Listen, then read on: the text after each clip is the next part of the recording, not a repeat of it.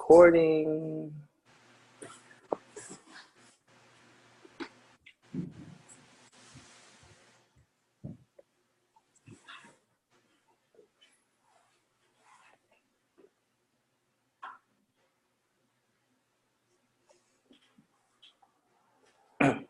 Okay, welcome everybody. And again, I disabled the video part for this just because for the sake of recording. It goes a little bit better when, when we record this. So I'll make the recording, I upload it to YouTube. So I'll be able to send the links out for all three classes probably later on early next week after I upload this one as well. But the other two are on YouTube now, which is kind of neat.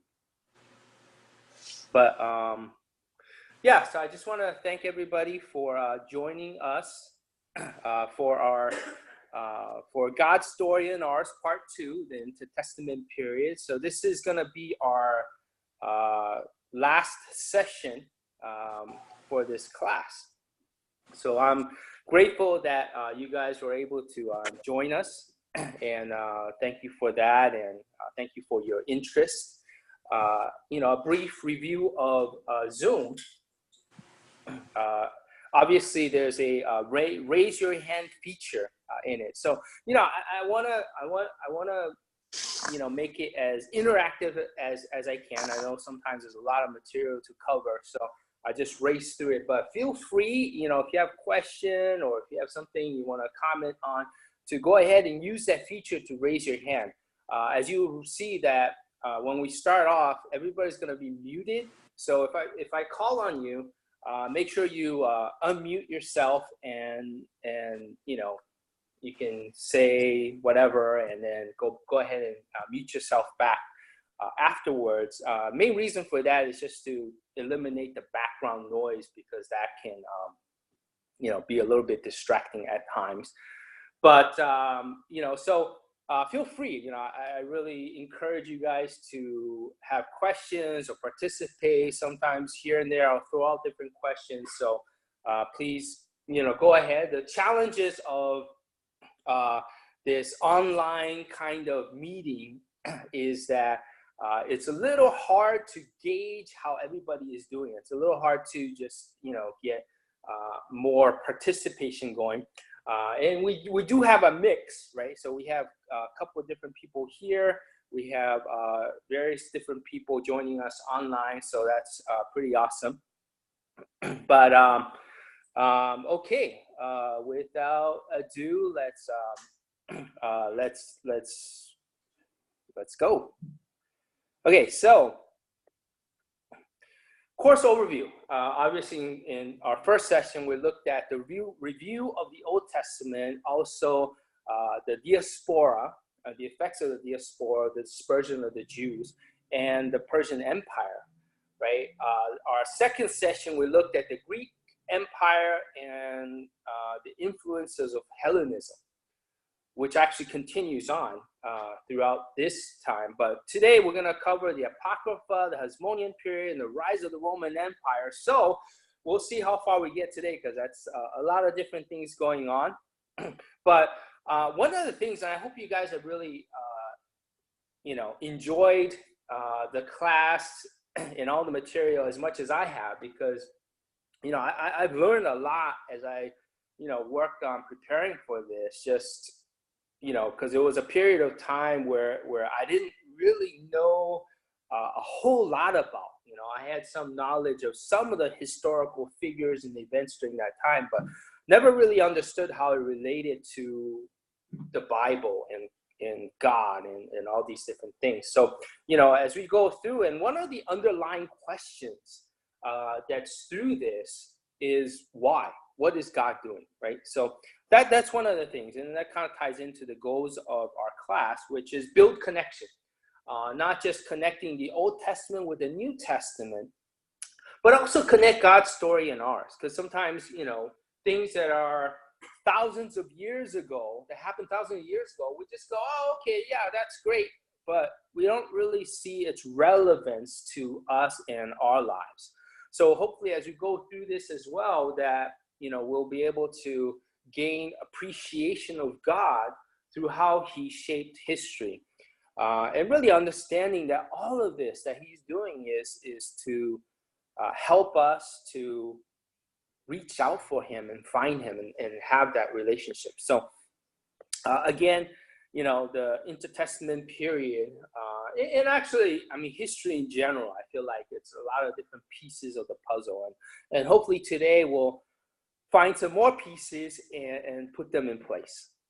Okay, references, as I mentioned, just kind of throw that out there for you guys who are inspired and want to get into it yourselves. These are the two books that I used for this, and also various different Bible commentaries and other sources. But, these are good references for us to get into.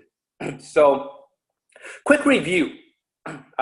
What are some of the paradigm shifts that God brought about through the diaspora and the Persians?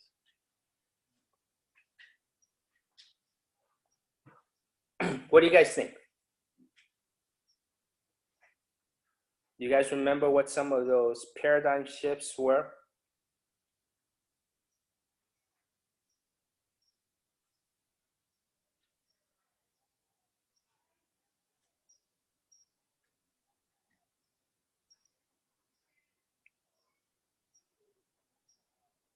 Anybody? Anybody there? Did I lose everybody?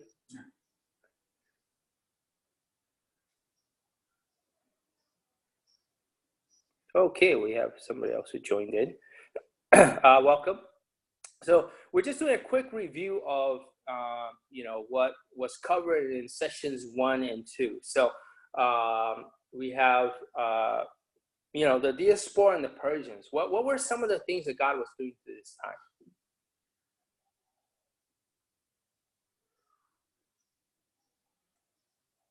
All right.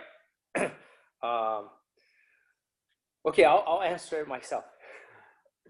Okay, so some of the shifts, right? Some of the paradigm shifts that God was bringing about, helping the Jews to shift from a collective piety and faith to individual piety and faith, right? And that's important for us because, I think for us as Christians, it's about our, personal relationship with God, right? There was also a shift from the temple because it was destroyed to the scriptures, the law and the prophets. Also, there's a shift from ritual ceremony into more of the moral and ethics, right? There's the professional priestly positions gave way to lay teacher scholars. And that's why we have like scribes and teachers of the law and rabbis, right? And God was also trying to help them to see not just the physical realm, but a spiritual realm, a spiritual world that is out there. Okay, so these are some pretty key components for, setting up for his kingdom. Through Hellenism and the Greeks, anybody want to throw in there what you guys remember from session 2? From urban to rural.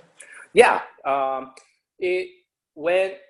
the Greek Hellenistic culture really focuses and centers on the urban side of things, right? Everything is sort of revolves around the Greek polis, so the Greek city, where the Jews were mainly actually focused more on rural, agriculture and different things like that. So there's a shift of that.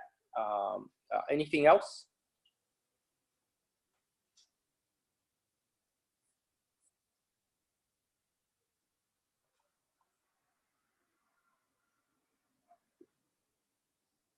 Okay, so some of the other things that happened during this time as well for, the Greeks and the Hellenism, one was establishing a common language.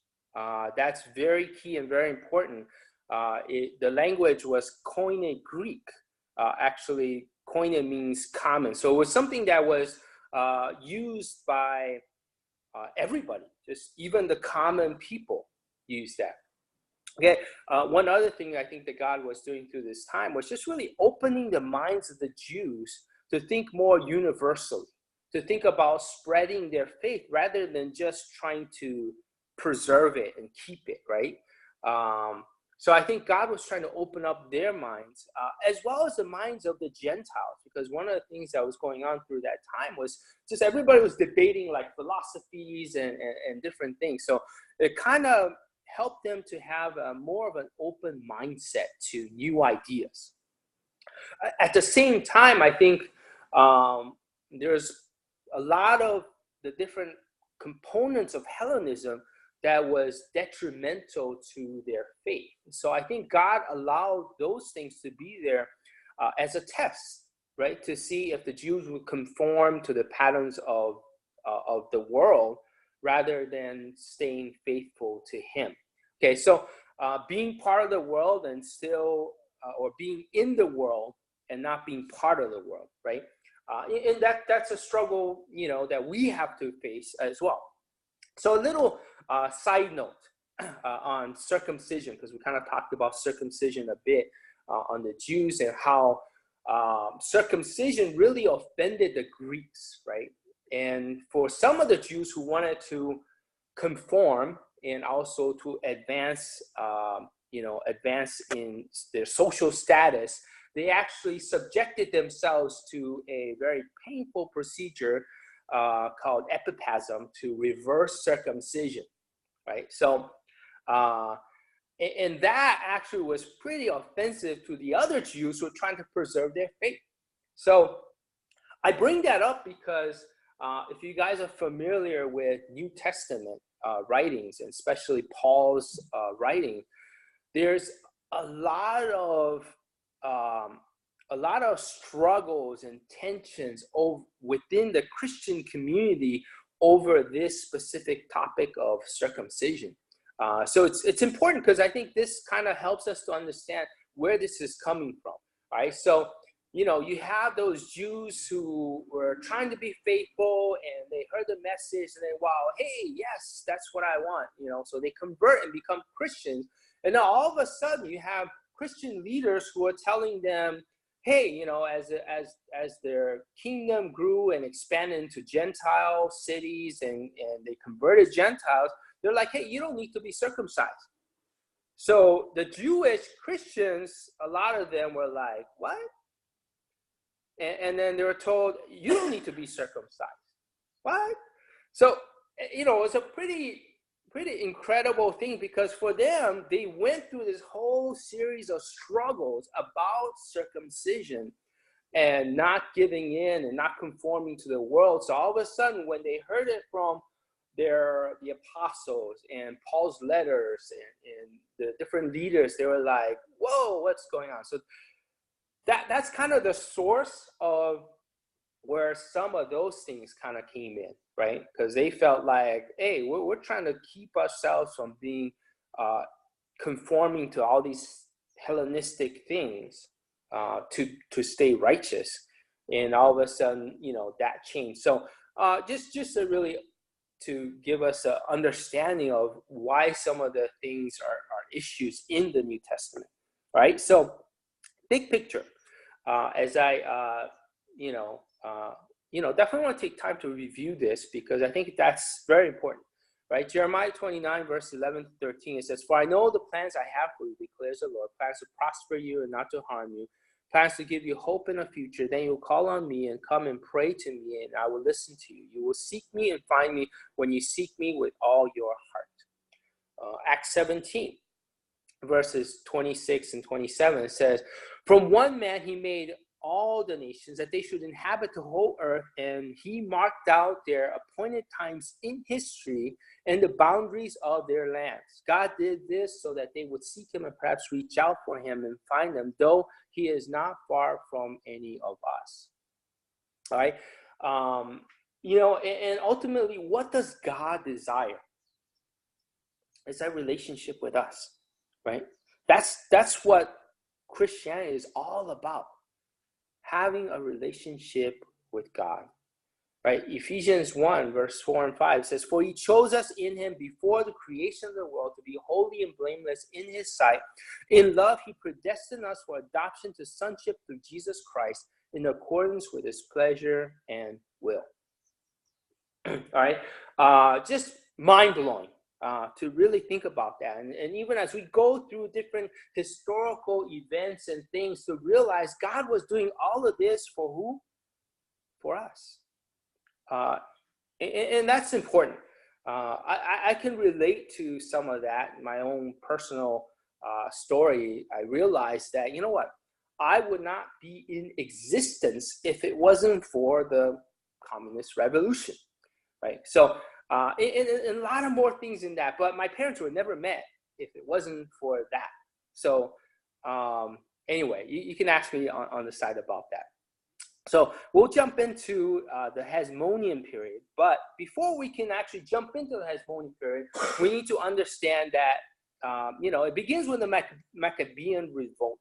The primary sources for this time, from a Jewish perspective, is 1st and 2nd Maccabees, which are in a collection of books known as the Apocrypha. All right, so let me just throw it out there. What is your perception of what the Apocrypha is? There's no right or wrong answers, right? But what do you think the Apocrypha is? Books that never became scripture. Okay, books that never became scripture. Anybody else?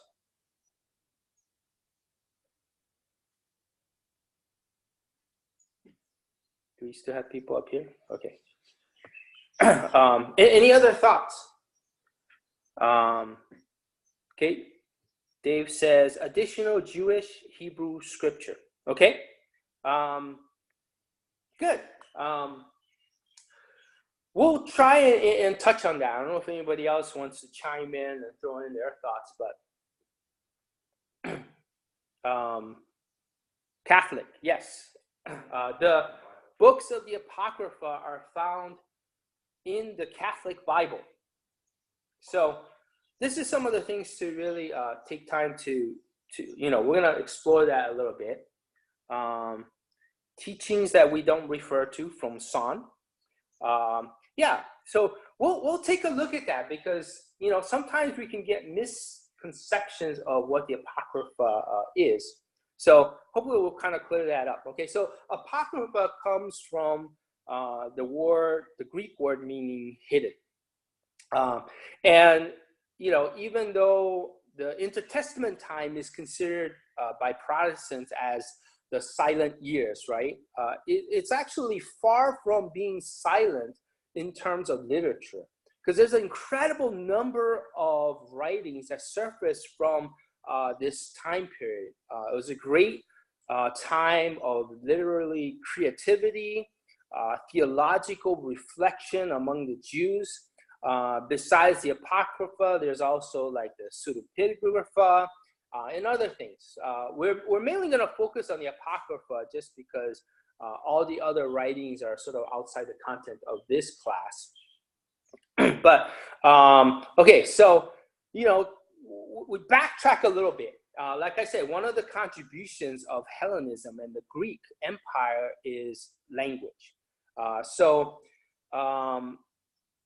The Greek version of the Old Testament is the Septuagint.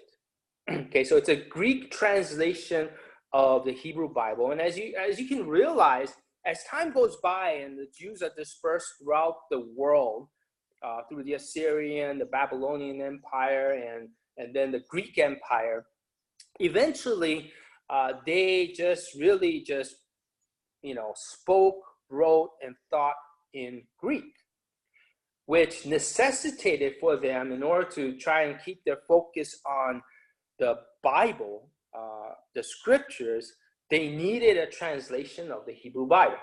Okay, so it's called Septuagint, from the Greek meaning 70, sort of based on a legend. I'm not sure how true it is, but that the translation was a work of 70 or 72 scholars upon the request of Ptolemy II, who apparently all independently translated identical versions of the Hebrew.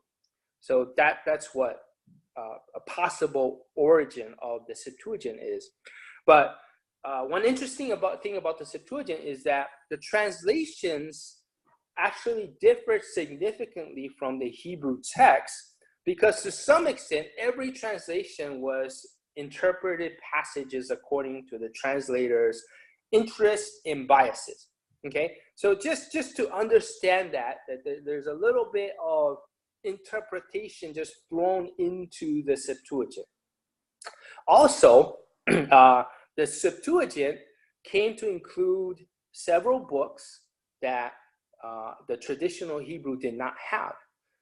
And later on, these became the books of the Apocrypha, also the Deuterocanonical books by the Catholics. So we'll take a look at it in a little bit.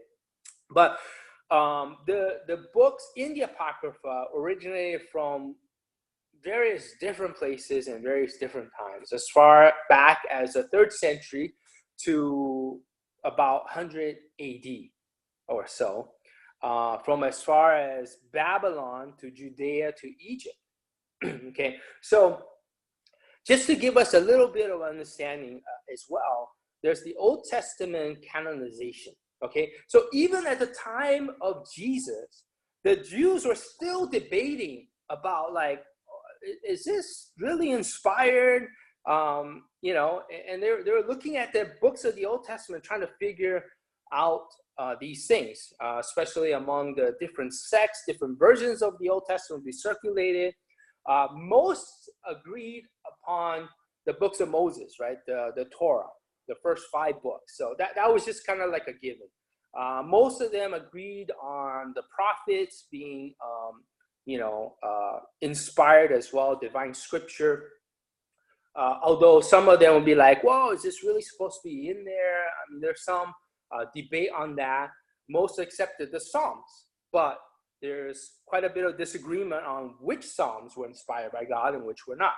Okay, so just to understand a little bit, I think according to some, the Old Testament became canonized, or like there's an authoritative list of books in the Bible, and they believe that it was fixed sometime around 90 AD by a rabbinic council meeting in a town called Jamnia. There's probably some truth to that in the history. I'm not, it's not that clear. But Josephus, who is a Jewish historian in the 1st century AD, states emphatically that the contents of the Jews' Bible were immutably set at a fixed number. So sometime by the end of the 1st century, they believed that, the Jews all agreed on, these are the books that we agree on are scripture. Right? So their canon did not include the books of the Apocrypha.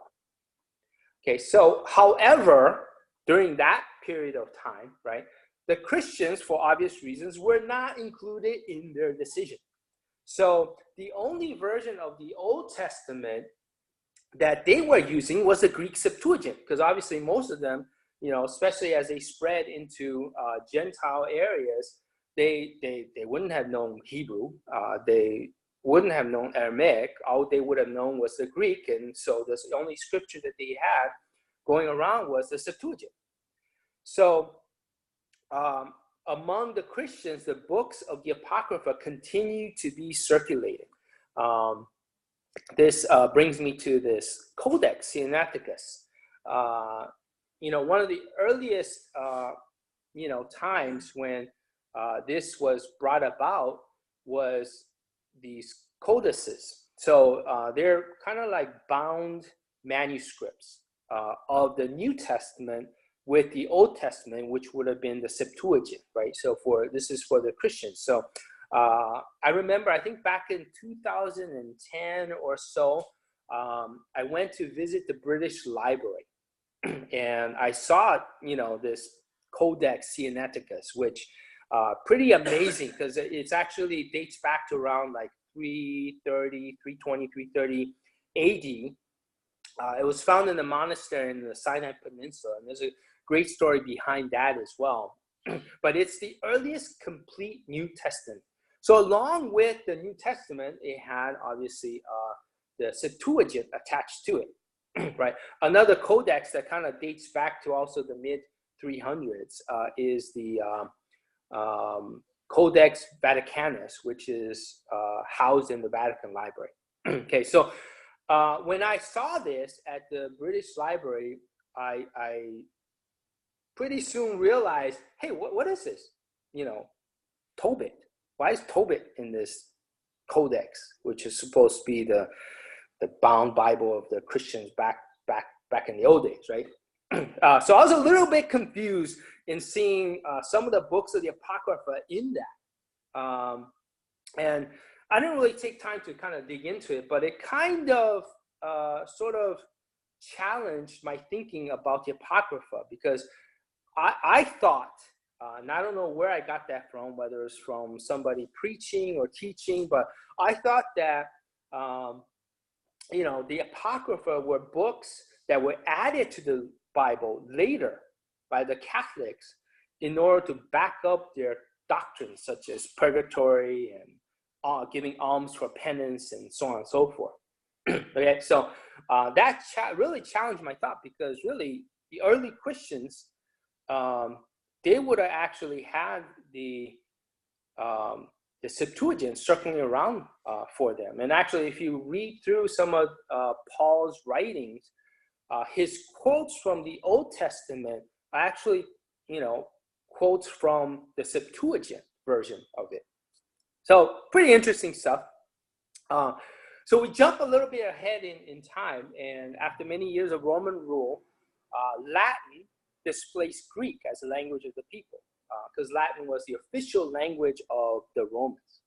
Okay, so in the 4th century AD, Jerome was commissioned with the task of translating the Bible from the Greek to the Latin, and he actually used the Hebrew text and the Septuagint. So he, called the books that were not in the Hebrew text to be apocryphal. So he's the one who kind of came up with that term, and did not include in his translation of the Old Testament. Okay, so, but shortly after he wrote that, according to some traditions, I'm not sure how true it is, but the church actually forced him to translate the books of the Apocrypha into Latin upon pain of death. And understand that, the church was really just used to having the Vulgate, or not the Vulgate, the books of the Apocrypha in their scriptures. So for Jerome, who excluded it, they thought, hey, what's going on? Because they weren't really referencing the Hebrew text or the Old Testament. They were just looking at, the Septuagint. So again, eventually the books of the Apocrypha ended up being in the Vulgate, which is the Latin version of the Bible, Old Testament and New Testament.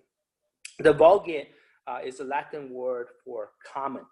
Okay, so this was the version that was used by the church throughout most of that time on through the Middle Ages.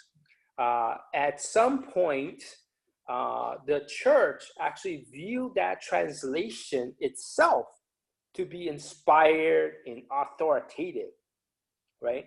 So they said, oh, the Vulgate is the inspired version, which is kind of funny because actually the original would have been Hebrew and Aramaic for the Old Testament and Greek for the New Testament. But that was their view, and they started holding more of a superstitious awe, right, to the Vulgate.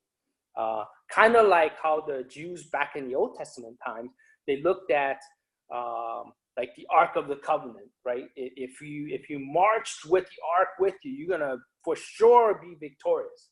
So they kind of had sort of this sentiment towards the Vulgate as well, that it made it more than what it really was, which was a translation of the of the Hebrew and stuff. So anyway, then came the Protestant Reformation, which initially the Protestants just took the Vulgate and translated it into English.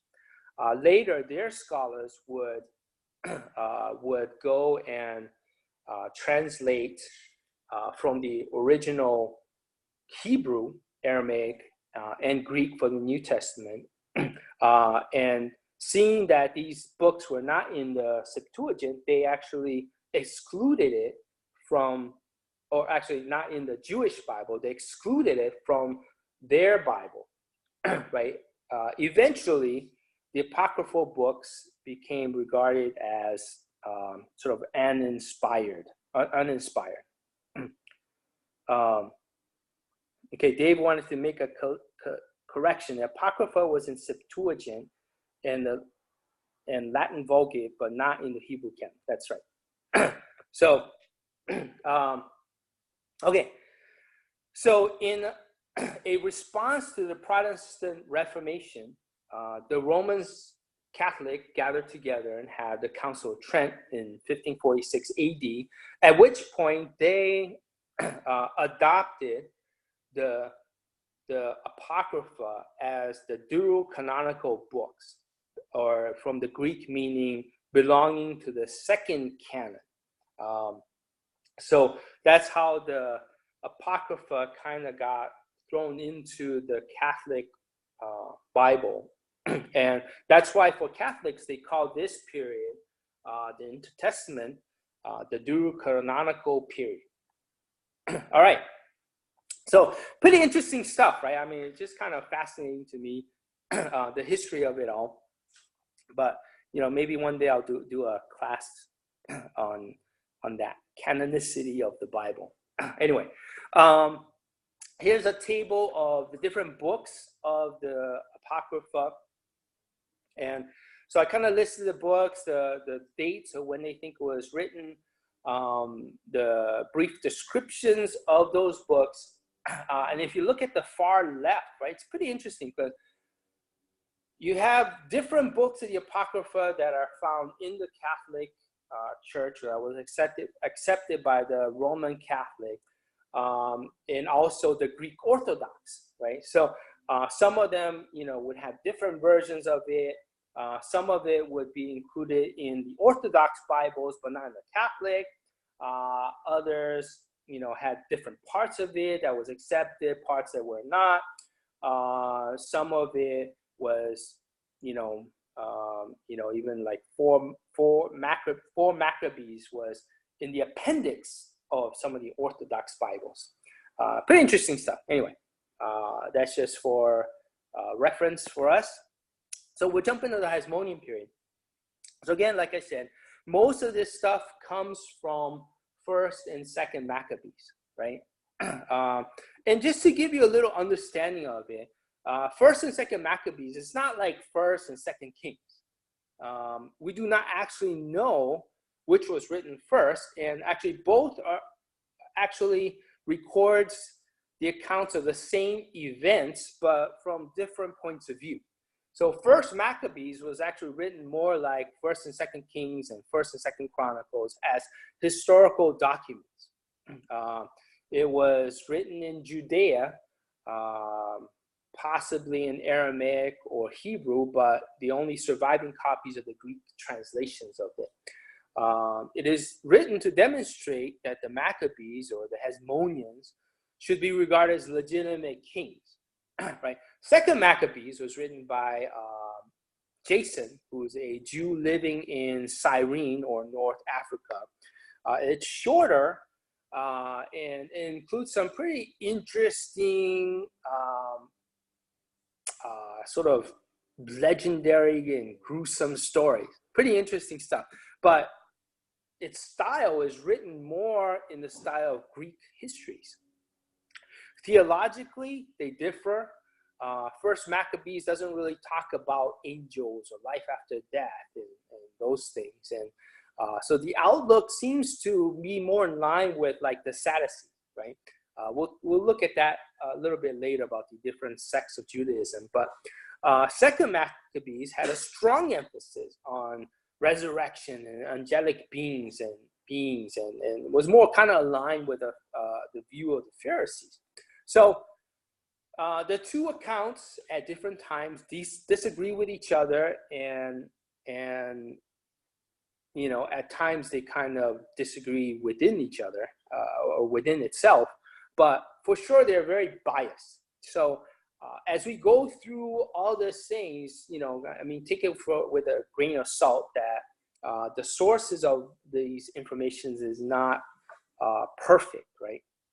Okay, so to pick up from where we left off, in 200 BC, Palestine, or, you know, the area where Jerusalem is and the Jews, you know, changes, right, from the Ptolemaic rule to the Seleucid rule. So they become subjects of the Seleucid kingdom.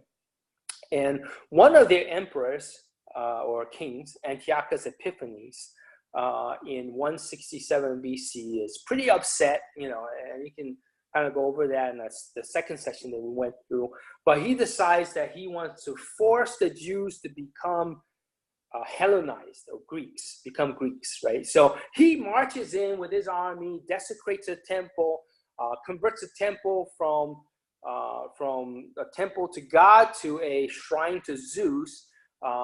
You know, tries to set up an altar where they're sacrificing pigs and other things, and he issues a law to forbid Jews from being circumcised. He has scrolls of the Old Testament burned, and Jews were ordered to worship Zeus or face death. Okay, obviously that didn't really go over too well with a lot of the Jews who were trying to be faithful. One of them would be Mattathias. Okay, Mattathias Hasmonean. He was an old priest who had moved to Modain, which is a small town about 20 miles northwest of Jerusalem. So even though he was outside of Jerusalem, he did not get spared from what was going on, things that happened in Jerusalem. And so Antiochus sent his envoys out, and they ended up being in Modain, where they built an altar and basically demanded people to worship Zeus, right? They looked around, they saw Mattathias, and they said, "Hey, you are a man that looks like you're important," because obviously he has these priestly robes or whatever. So they said, "Hey, you know, we want you to worship Zeus." And Mattathias was like, "You know, never. You know, I don't care what you do to me. I will never worship Zeus and make a sacrifice." Of course, you know, one of the Jews in that town decided, "Hey, I don't want to die, so let me go ahead and sacrifice to Zeus." Mattathias was enraged by what this Jew was doing, so he ended up killing that Jew.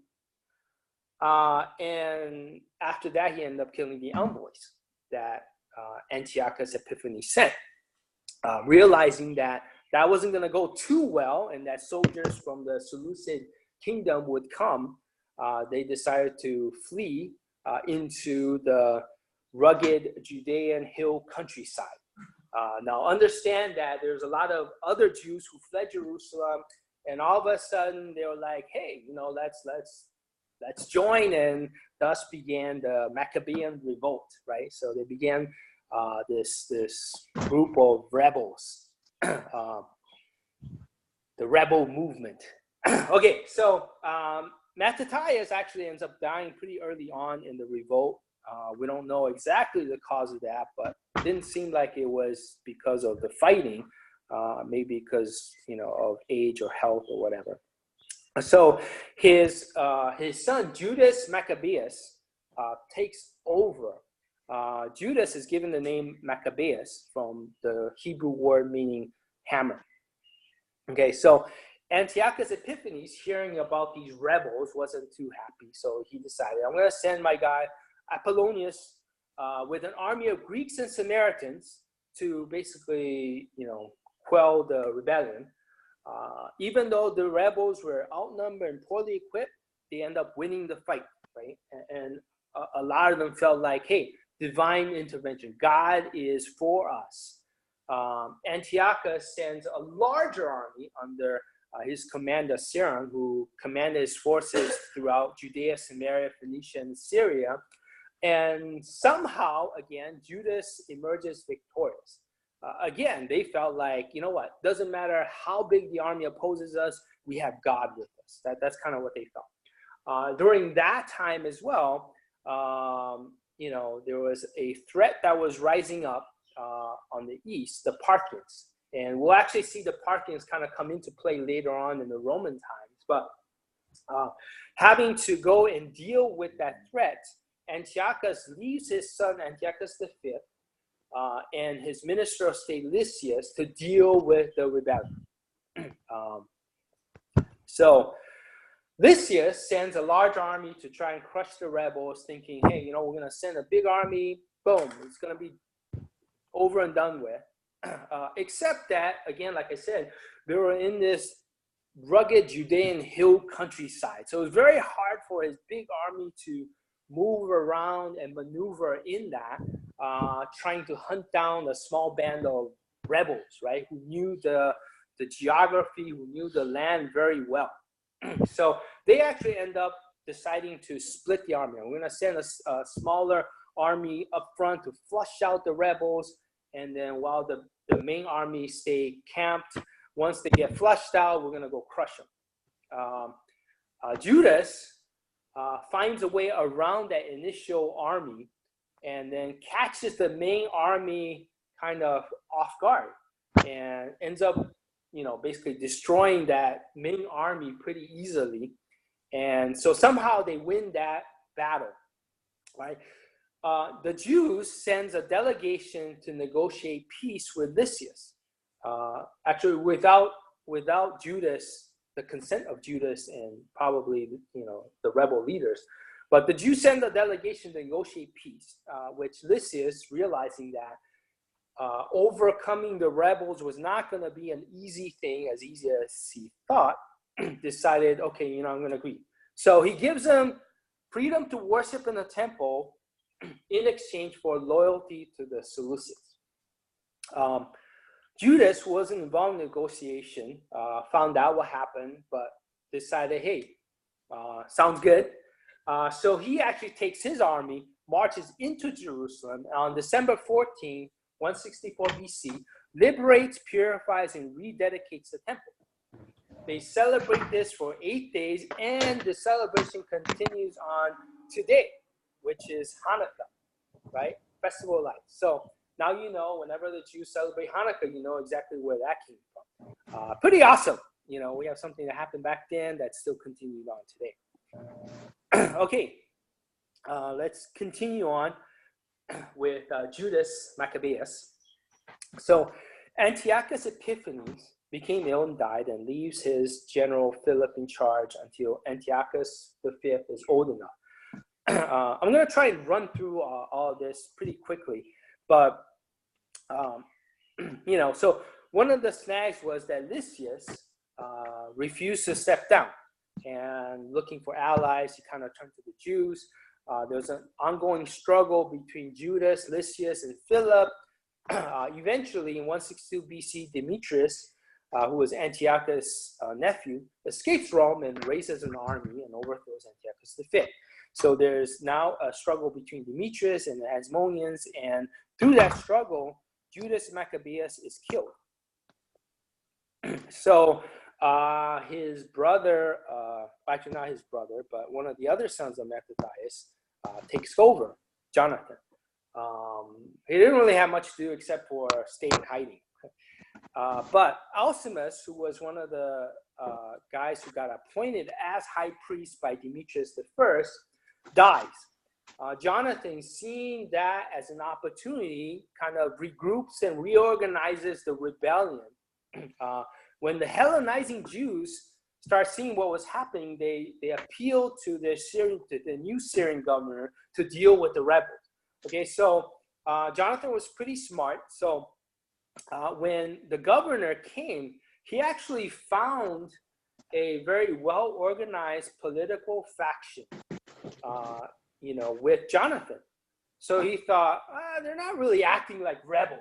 It's not like they're killing people and attacking us or anything. So he decides, hey, I'm going to make peace with Jonathan. Jonathan gains popular support among the people, among the Jews, and as the power struggle continued within the Seleucid kingdom, Jonathan actually seizes the opportunity and ends up gaining the position and taking on the position of the high priest. This is interesting because Jonathan was not in the line of Zadok, who was the high priest from the time of King David. So actually tradition, the Jewish custom and tradition is that those who were supposed to be appointed as high priests have to come from that line. I don't know if it was his selfish ambition, whatever, but he took that step, which was, something that was very different from what his father was fighting for. He was murdered by the Seleucids in 143 BC. And Simon, who is, the only surviving son of Mattathias, kind of takes over. Again, there's much internal strife with the Seleucids. So Demetrius too agrees to free the Jews from payment of the tribute. So for the Jews, they saw that as, hey, we're finally free. We are our own kingdom, sort of thing. Simon, unfortunately, gets murdered by a member of his own family. And John Hyrcanus, who was his son, escapes that plot and succeeds his father. John Hyrcanus was pretty ambitious, so he set out to expand the land of Israel. He adds the area east of Jordan, Idumea in the south, and the Samaritan lands to the north. He subjects the Idumeans to Jewish laws, including circumcision. And we see that come into play later on with Herod the Great and all that stuff. Okay, so he also destroyed the Samaritan temple on Mount Gerizim around 106 BC. And, again, really adding more straw to the fire between in the relations between the Samaritans and the Jews. So, you can see how all of these things that are happening really contributed to the sentiments between the Samaritans and the Jews as we find in the New Testament. So it's pretty interesting, right? When you read John 4 and Jesus meets a Samaritan woman, you kind of get a better sense of where all this stuff had come from. So when Jesus was telling a lot of his different parables and different things, and he's painting a good light on Samaritans, the Jews were probably very offended by that. Like, what? What are you talking about? These Samaritans. Anyway, so you see some of that continue on through the New Testament times. During this time as well, Josephus actually writes about Pharisees and Sadducees, sects of Judaism, as having been already pretty well established. So John Hyrcanus aligns himself with the Pharisees at first, but would actually end up turning against them and align himself with the Sadducees. And from that time on, the Sadducees enjoyed a strong relation with the Hasmoneans. And that is probably why when we get to the New Testament time, you see the Sadducees as being, the aristocrats, having power, landowners, pretty wealthy, and so on and so forth. But in part, I think because they had that relationship with the Hasmoneans over that period of time. Okay, John Hyrcanus dies due to ill health, and his son Aristobulus I takes over. He actually didn't want Aristobulus to lead. He wanted him just to be the high priest and have his widow be the leader. Okay, so, unfortunately, Aristobulus was pretty ambitious, and he actually, consolidate his power by imprisoning his closest relatives, his brothers, and even his mother. He leaves her, and she actually dies of starvation in prison. So that's Aristobulus, right? His health gave up pretty quickly, but as they would write about him, he set standards for morality that would have made King Ahab blush. King Ahab being one of the kings of the northern kingdom of Israel, who was as the Old Testament described, one of the most evil kings. So even to some of the Jews, they looked at Aristobulus as being worse than that, which is pretty incredible. Anyway, he ends up, his health gave up pretty quickly and died in 103 BC.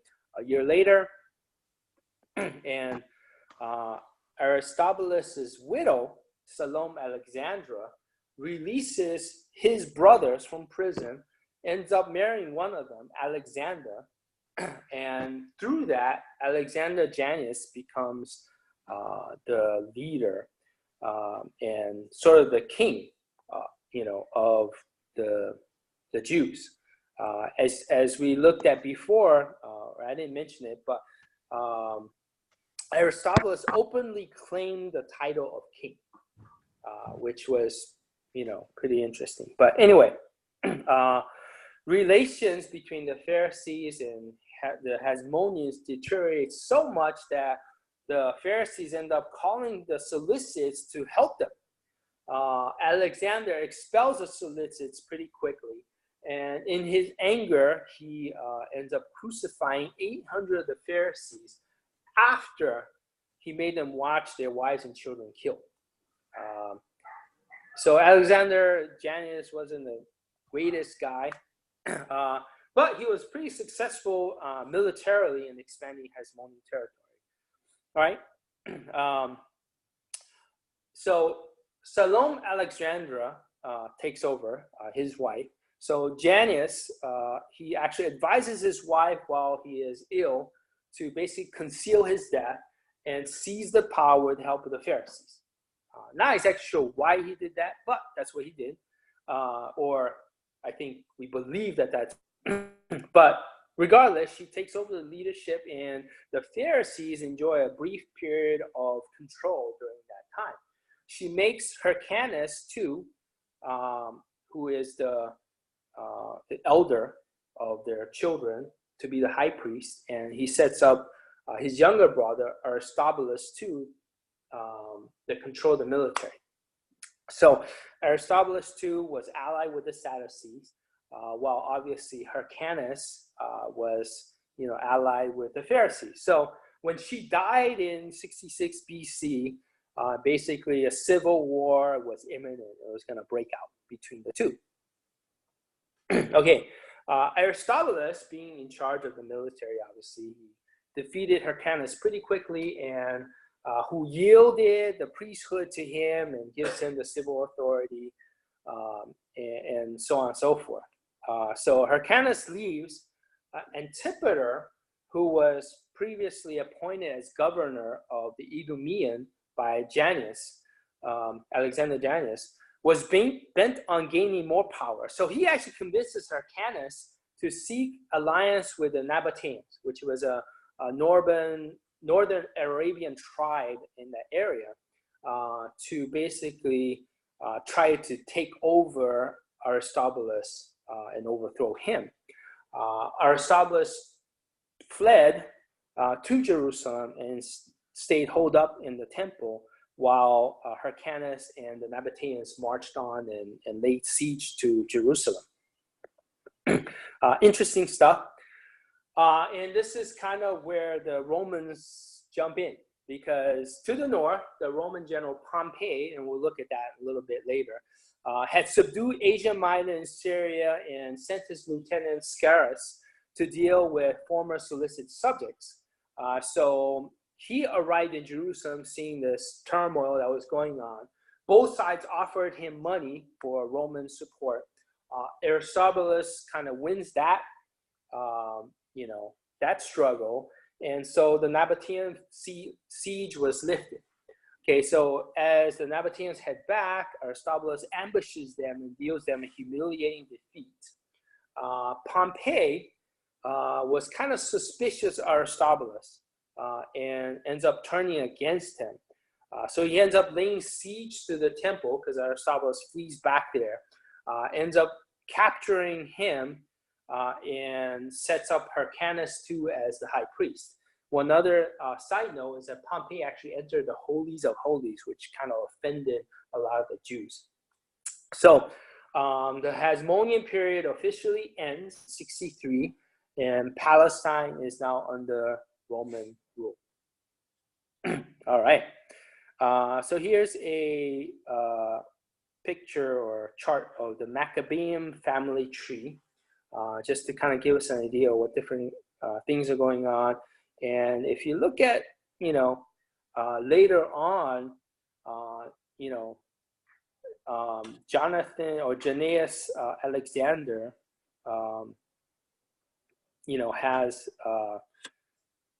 a daughter, Miriam, who ends up marrying Herod the Great. Okay, we'll get back to that a little bit later on. But that's the Maccabean family tree. Here's a picture of the Hasmonean kingdom. So you see on the expansion of the Hasmonean kingdom under Jonathan, under Simon, under Hyrcanus I, and so on and so forth. So they gained a pretty big territory of what Israel used to hold. So that's pretty interesting too. Anyway, like I said before, during this time, we see different sects of Judaism arise. So from the New Testament time, from the Jesus time, what are some of the sects that you guys see?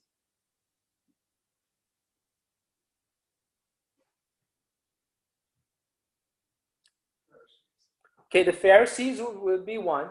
What else? What's the other main group? The Sadducees and the Essenes. Very good. Okay, let's take a look at that.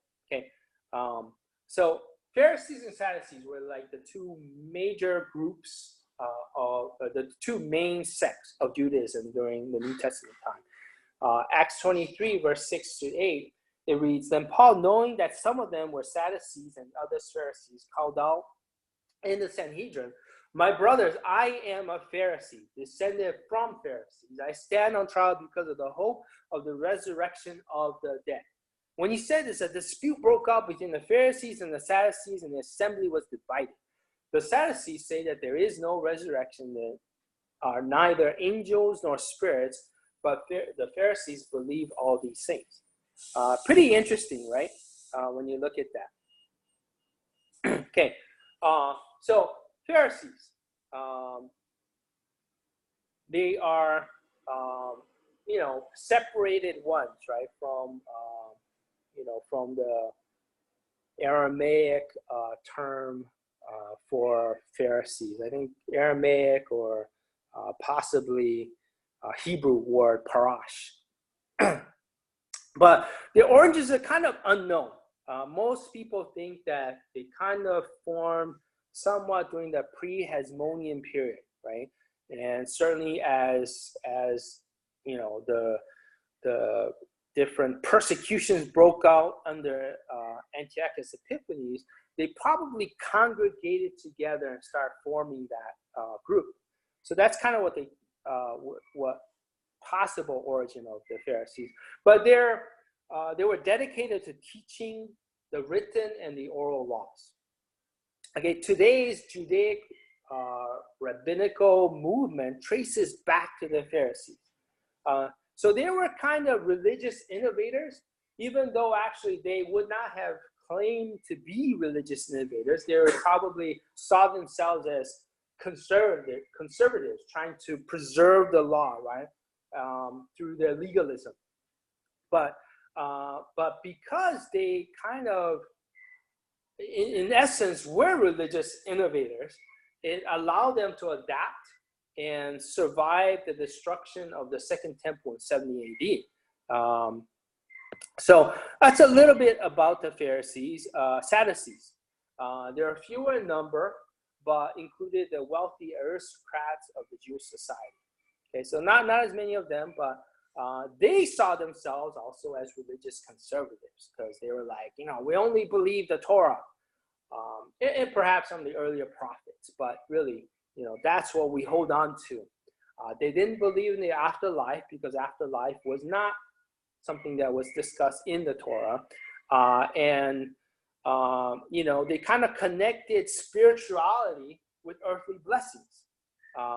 Because they didn't believe in the afterlife, they thought, hey, if we're doing well in life, that means that God is happy with us. So that was their thought. If we're doing poorly, it's probably because God is cursing us. So that was their thought.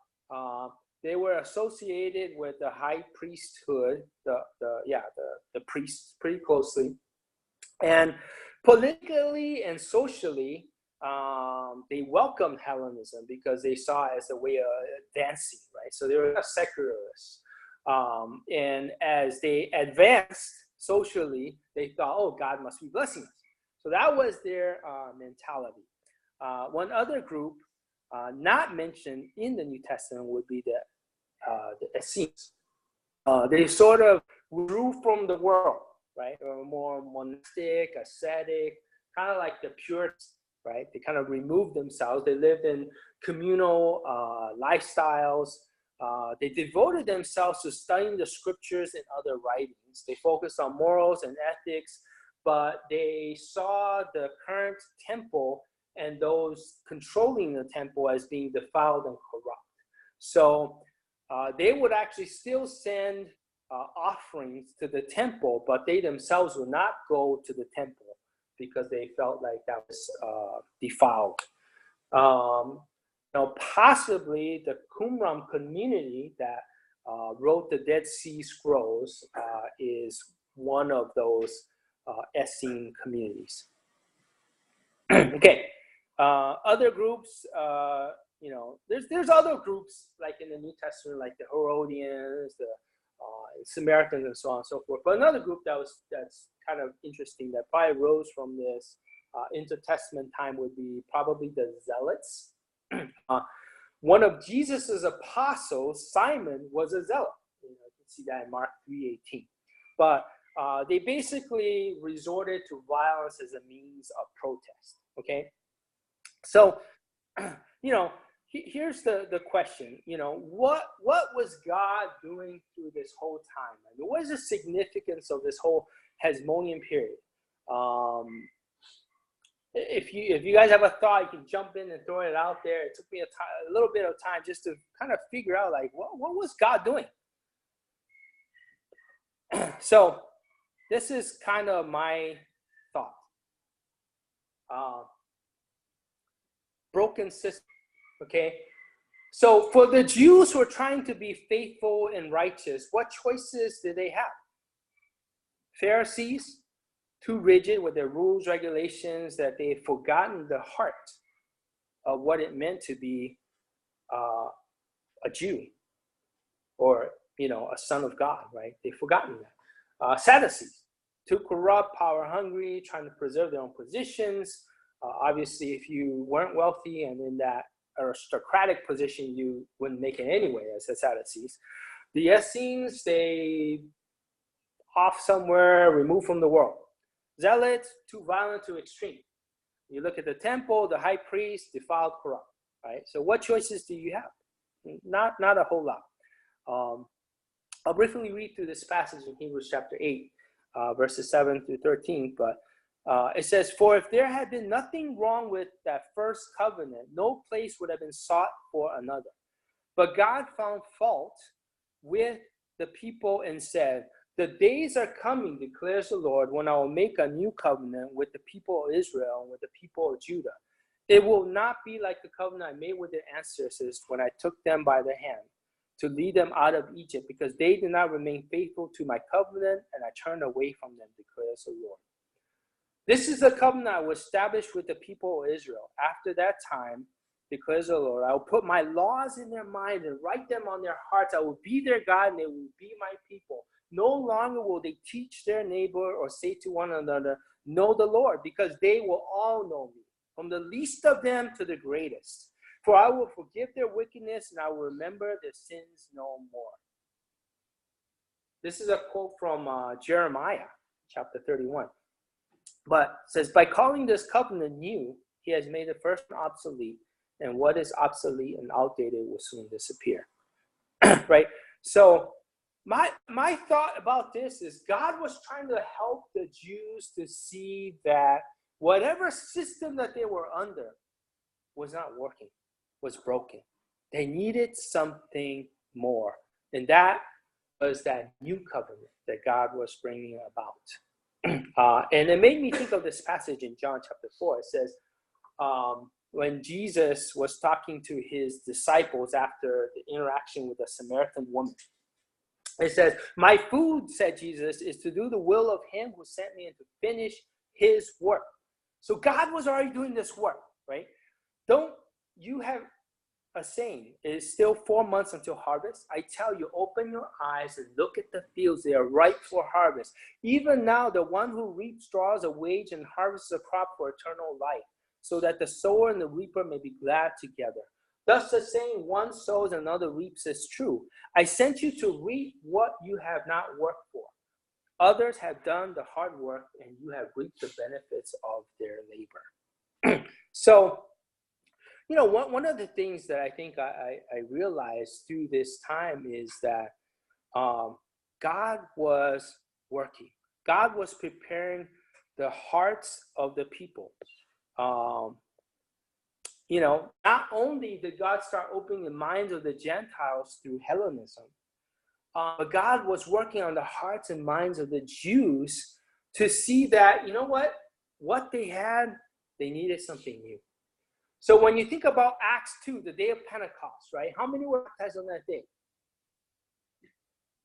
3,000. Yeah, I mean, right? And then as we go on early on in Acts, it talks about how the Jews were added to their number daily, right?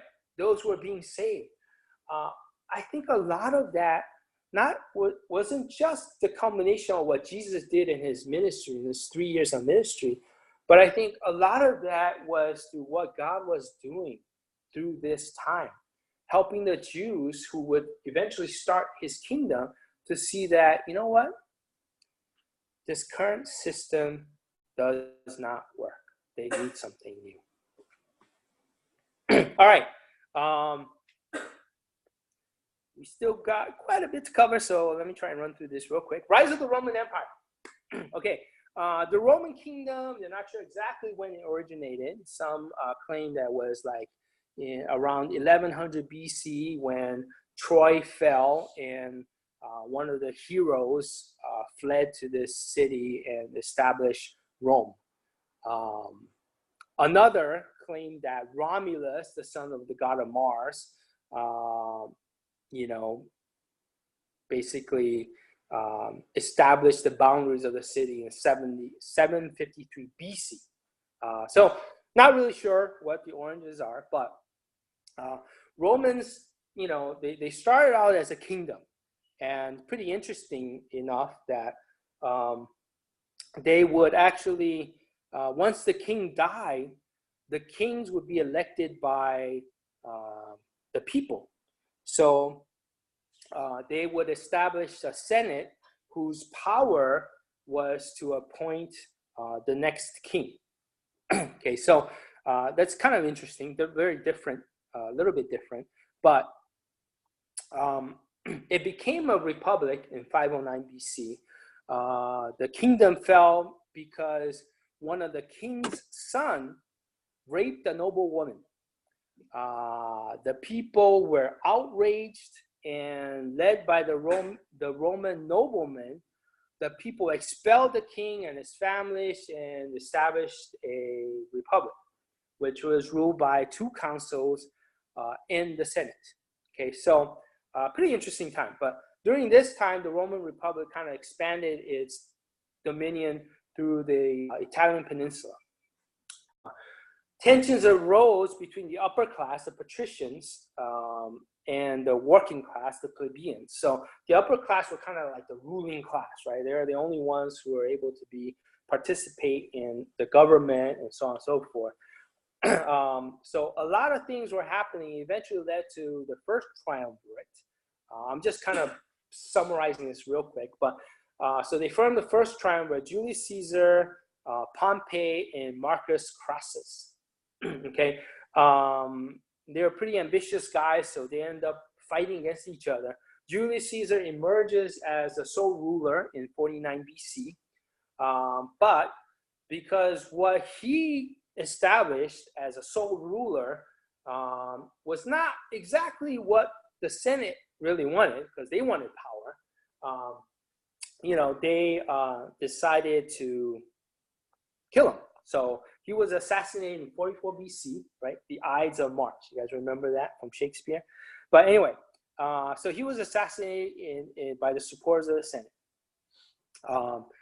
So a second triumvirate formed to fight those who had plotted against Caesar. So you got Mark Antony, one of his generals, Lepidus, another one of his generals, Octavian, who was his great nephew, who was adopted as his son.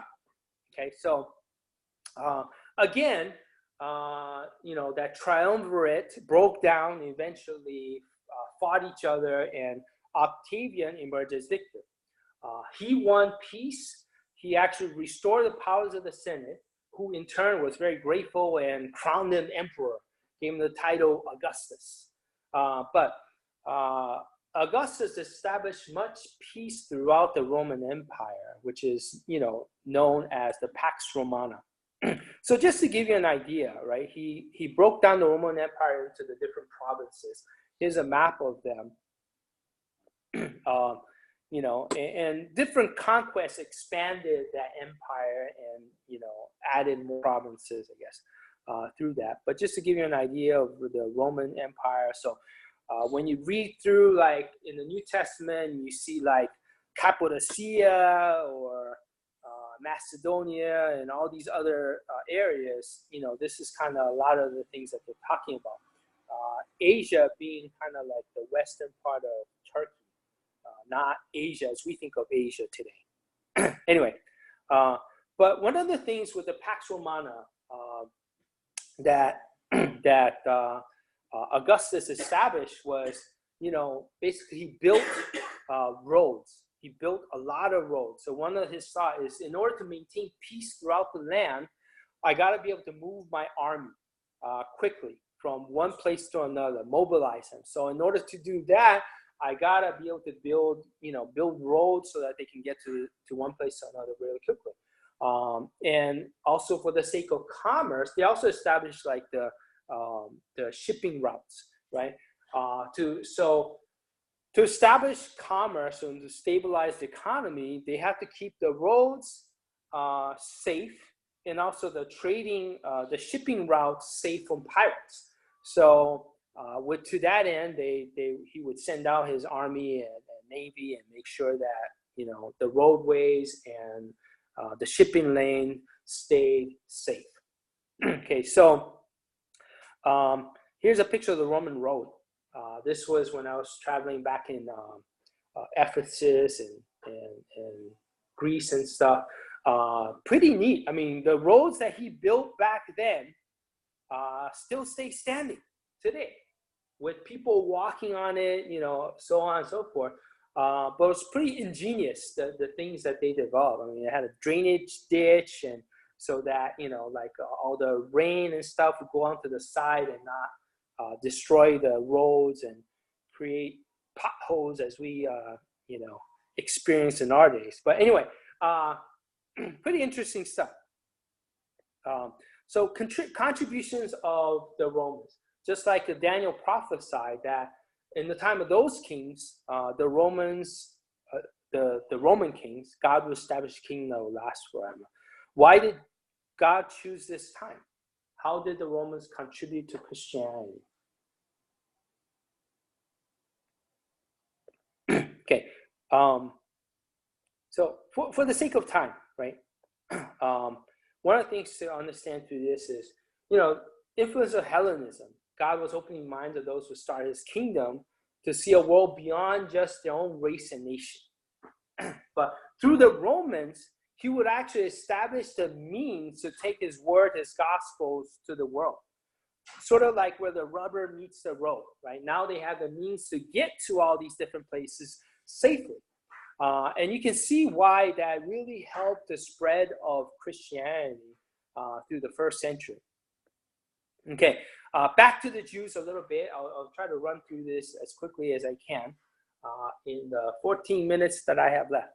Okay, so Rome redrew the boundaries of the land controlled by the Hasmoneans. They freed the Samaria and allowed them to pursue their own religious and political ideas. They freed the Gentile cities of Galilee and also along the coastlands. Hyrcanus, too, was established as high priest. However, Aristobulus escaped the Romans, and then there was a lot of struggle that kind of ensued between Hyrcanus, Aristobulus, and the Romans, and so on and so forth. That fighting was halted by the Roman Civil War between Pompey and Caesar. Okay, so Pompey called for Hyrcanus and Antipater, that Idumean sheik who convinced Hyrcanus to challenge his brother, as you remember that.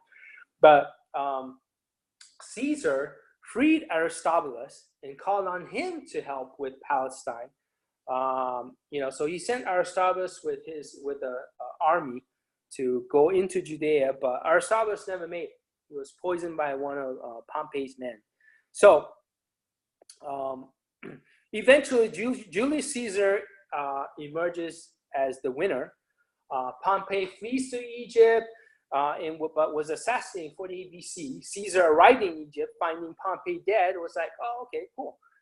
So he gets involved in local politics with Cleopatra VII against King Ptolemy, her husband. So what happened was Cleopatra wanted to be the ruler, but obviously King Ptolemy and the Egyptians didn't really want that. So Cleopatra had to flee, but was still married to Ptolemy the 13th. If you guys remember from our last session, Cleopatra is a direct descendant of the same Cleopatra that Antiochus III, his daughter, that he sent to Ptolemy the Fifth in marriage. Okay, regardless, Caesar gets involved with Cleopatra romantically, and he actually gets captured by Ptolemy the 13th.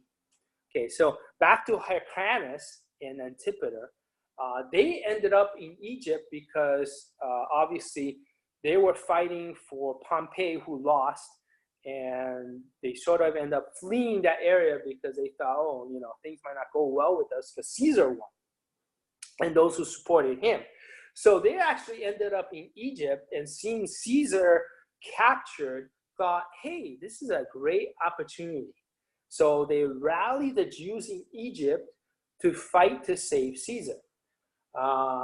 Pretty soon, Roman troops arrived, and Ptolemy the 13th ended up dying trying to escape. Cleopatra becomes a ruler of Egypt and marries Caesar. So all these different politics. So you see where this stuff kind of gets involved with all the Jewish stuff, because Antipater is actually the son of, Antipater is the father of Herod the Great. So anyway, Caesar, seeing Antipater and Hyrcanus trying to help him, thought, hey, okay, I'm going to reward them. So he makes Antipater the citizen and appoints him procurator of Judea. So sort of like he makes him the Roman emissary to that area, which is a pretty high position. He restores Hyrcanus to the high priest position and makes him ethnarch, which is a chief government authority in that area of Judea. So he allowed the Jews to rebuild the walls around Jerusalem, gives them religious freedom to worship throughout their empire or the realm. And Antipater also uses his wealth to kind of work his way into the political system. He gets his oldest son, Phasaelus, appointed governor of Jerusalem, and his second son, Herod, as governor of Galilee. So that's where we get Herod the Great. Okay, Mark Antony. After Caesar was assassinated, Cassius, one of the conspirators, began to amass an army to fight against Mark Antony. He gets the support of the governor from Syria, and because of that, Hyrcanus and Antipater basically had to follow suit. Antipater was poisoned actually by a Jew, and you know the legacy was left to his sons. And they were dealing with another civil war, right? So with the Roman forces going out from Judea and fighting amongst Cassius and Mark Antony and so on and so forth, Antigonus, who was the last remaining son of Aristobulus II, rose up and started to make a play for the throne. So he actually raises an army, kicks Herod and Phasaelus out, and so on and so forth. So anyway, so there's some infighting going on over there, but Herod was able to kind of fight him off. Mark Antony, having gone through all the wars, civil wars stuff, needed money and allies, which Phasaelus and Herod were able to give him a very generous tribute. So he looked favorably upon them. Mark Antony also looked to Cleopatra for an alliance and ended up being captivated by her, and ended up being involved romantically with her as well. Anyway, Antigonus. Okay, so again, like I said, Antigonus kind of rose up to try and take over, but failed. But the Parthians come back into the scene, right? So they were challenging the Romans in that power struggle within that area. And they end up coming into Palestine and Syria, and Antigonus seeing the opportunity in Judea, right? So he proclaims himself as high priest and king. So for a short period of time, we have another Jewish freedom, right? They have a thing there. Phasaelus and Hyrcanus get captured. Phasaelus was killed by Antigonus. Herod escapes and seeks help from Antony in Rome. Mark Antony, in turn, urges the Senate to declare Herod king of Judea. Herod returns to Judea as king by the Romans with a little contingent of Roman army, and was able to overthrow Antigonus by 37 BC and has him beheaded. That ended that brief period of Hasmonean freedom. It also brought the end of any Hasmonean priest-king in history, I guess. Okay, so Herod the Great. So again, power struggles continue between the Hasmoneans and Herod. Cleopatra actually gets involved because she actually wanted to add Judea as part of her kingdom of Egypt. Herod was pretty good at maneuvering through that stuff and convincing Mark Antony, hey, I'm a valuable ally. So Mark Antony kept her from kind of taking over and being, over and throwing out Herod. This all ended when Octavian defeated Mark Antony and Cleopatra, who committed suicide. If you guys seen some of the old movies, Cleopatra, I think, with Hugh Brenner and stuff. Anyway, it's kind of from that. Interesting stuff. But Herod, having been on the side of Mark Antony, went to appease Octavian, right, to convince him, hey, I just did it because Mark Antony and Cleopatra forced me to do it, that kind of thing. But Octavian actually was pretty gracious, confirmed Herod as king, and actually gave him back. Judean lands had been taken away from him by Cleopatra, and even before that. So, he gives him back Samaria and Galilee and several of the important coastal cities. Okay, by the time that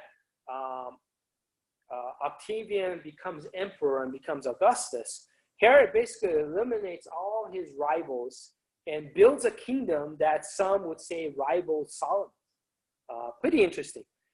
Anyway, because of his great accomplishments, Augustus actually honored Herod and gives him the title Rex Socius, or Allied King. So, which gave him great autonomy to run his kingdom as he saw fit, as long as he kept paying taxes. So Herod did a pretty good job of navigating himself and pleasing the Romans while playing part as a devout Jew, especially because he's from an Idumean descent. A lot of the Jews looked at him and didn't really consider him true Jew to a certain extent.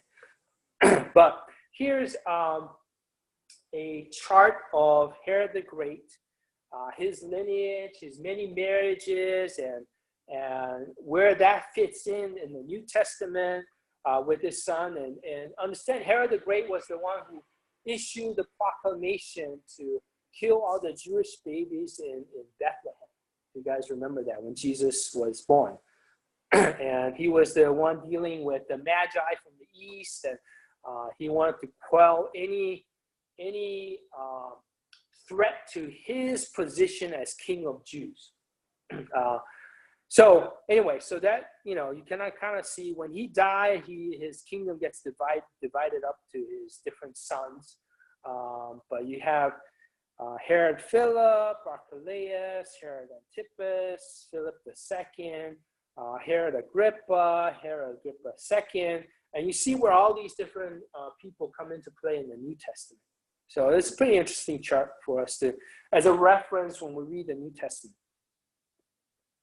Here's a map of the Herod's kingdom, and as a reference for us. And you see, he had pretty big area that he controlled. Okay, that kind of brings us to conclusion. So, this takes us into New Testament times. And I hope that, you can see how God was working to prepare that time for his kingdom, for his son to come in, right? But some takeaways, because I think that's important. God worked to show the Jews that their old way was broken and that they needed something new. How about us? Do we see our ways as insufficient and broken? Are we relying on God? And that's a struggle, right? Sometimes we just kind of, can look back at our old life and go, oh, wasn't that great back then? And sometimes we can go back to being our old lives before we became Christians. So that's something to really think about for us, right?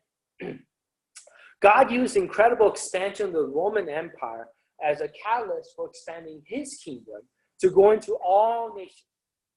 How about us? I mean, look at the incredible landscape that we are in today. The socio-economic situation, the political scene, which is very interesting, especially these days with Trump and North Korea and all that stuff going on, right? There's a political scene going on. The spiritual and religious condition of our nation, of our world, the advances of technology. I mean, even just for us to be able to get together via Zoom, pretty amazing, right? I mean, the things, the information that's out there on the internet, how fast information gets out there, pretty amazing. But how do you see God using you in this, our time? Just something to think about, right? Because I think it's a pretty interesting time in history of the world. I mean, just the technological advances and everything else that's going on, maybe God's trying to do something. Who knows? Okay.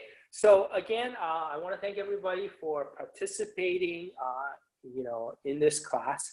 As part of the things that we're trying to do with the Oahu Church of Christ, and really trying to build, different things where we can get deeper into a lot of the things in the Bible. So I want to thank you for that. I will, like I said at the beginning, I will try to upload this into YouTube and try to make this available for us, and I also try to make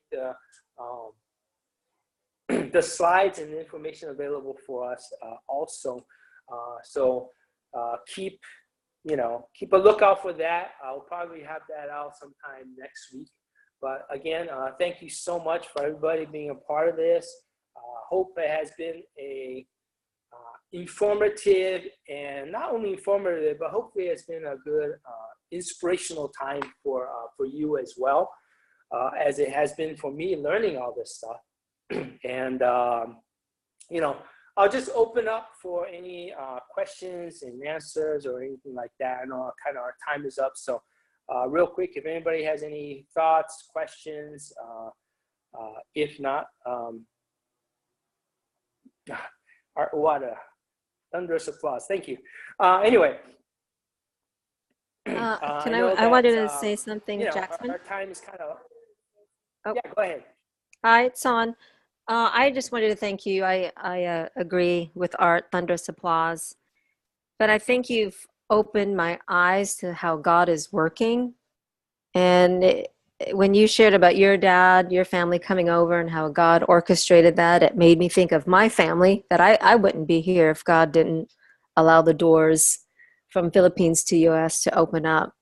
But I think all in all, it calls me to have eyes of faith, to be faithful, that even in these challenging times and things that we feel, I would never say that, or I would never do that, but God allows these things. He allows the good and the bad, and for me to be faithful through it, and to not back down on my faith, but to see that God is constantly working for this generation and for future generations. So thanks so much. It's been awesome.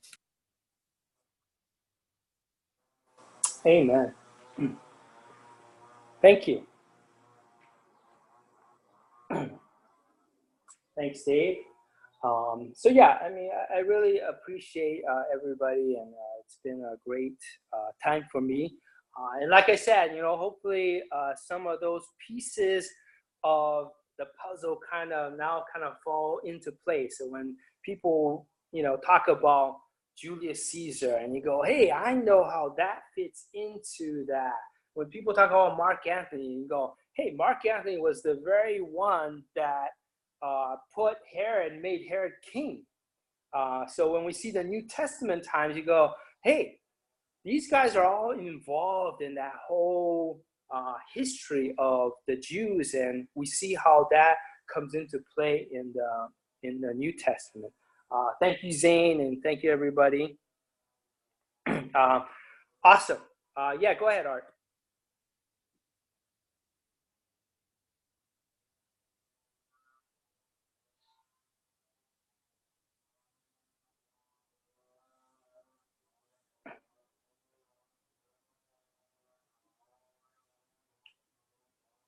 Did you have something to say, Art? You gotta remember to unmute yourself.